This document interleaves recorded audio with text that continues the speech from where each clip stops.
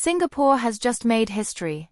For the first time, the People's Action Party contested a general election under a new leader, and not only did they win, they gained ground.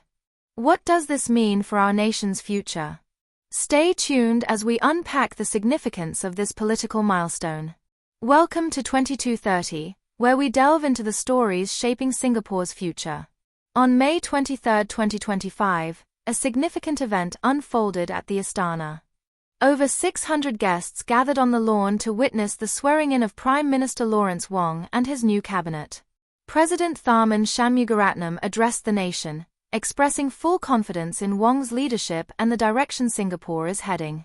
President Tharman described the 2025 general election as profoundly important.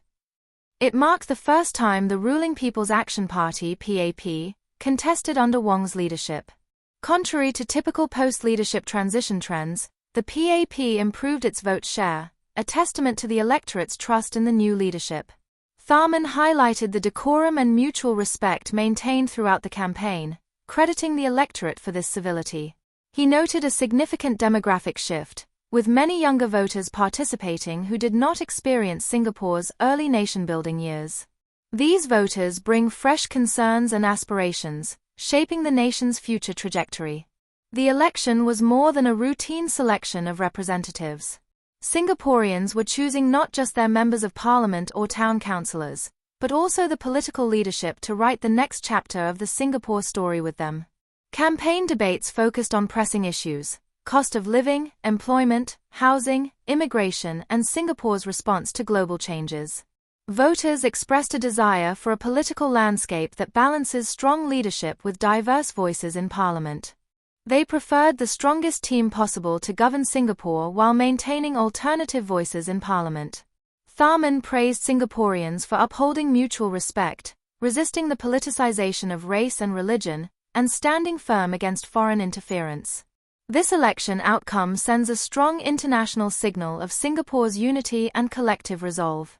However, Tharman cautioned that the world is entering uncharted waters, amid intensifying geopolitical rivalries, a fragmented global economy, and declining multilateralism. As a small state, Singapore must find ways to preserve autonomy and cohesion. Domestically, Singapore faces long-term challenges, particularly the implications of an aging population. This demographic shift will reshape the workforce, healthcare, and neighborhood life, requiring thoughtful adjustments across sectors.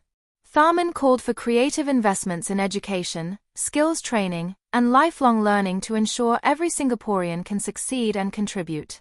On the political front, Tharman praised both ruling and opposition parties, and individual candidates who demonstrated courage and commitment during the campaign. The new cabinet, he said, has a strong mix of experienced leaders and fresh faces, commending their resilience and competence, especially in crisis management. Wong was specifically lauded for his leadership during the COVID-19 pandemic and the Forward Singapore initiative, which helped chart future directions through public engagement. Tharman emphasized Wong's calm and confident leadership, reinforcing the trust of Singapore's partners in these uncertain times. He urged all newly elected and returning parliamentarians to uphold their solemn responsibility, with integrity and dedication, regardless of political affiliation. Tharman concluded by encouraging national unity and collaboration across society, affirming his readiness to work alongside Wong's team to uphold the Constitution and safeguard the interests of all Singaporeans. "I have full confidence in Prime Minister Wong and his team," Tharman stated. "As President, I stand ready to work with them." What are your thoughts on this new chapter in Singapore's leadership? How do you envision the nation's future under Prime Minister Wong's guidance? Share your insights in the comments below. Don't forget to like, share, and subscribe to 2230 for more in-depth discussions on Singapore's evolving political landscape.